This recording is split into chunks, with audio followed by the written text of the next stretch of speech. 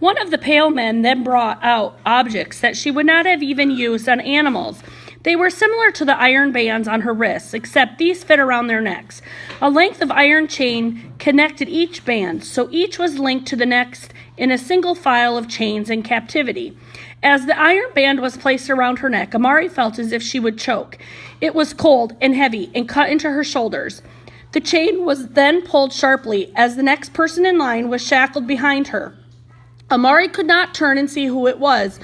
She could see only the back of the person in front of her. It was Tizera, the young woman who just hours before had been chasing that runaway goat. Tizera could not stop shaking with fright.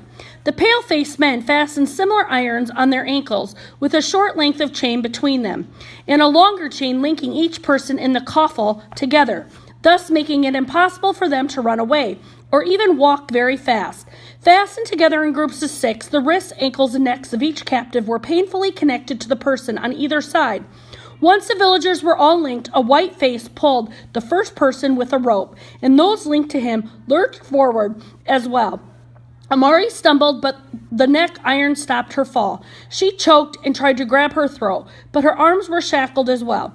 Gasping, she fell into step with the others, who, with heads bowed, shuffled together toward they knew not what.